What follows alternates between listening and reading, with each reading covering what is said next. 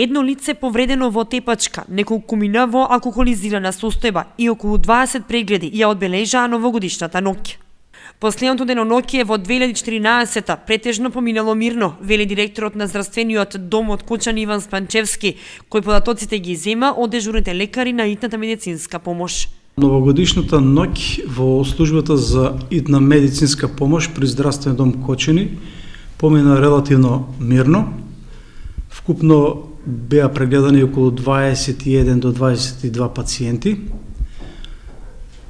Имаше само 2 малолетни женски особи во алкохолизирана состојба, кои што по кажаната прва помош беа препратени на оделението за интерни болести.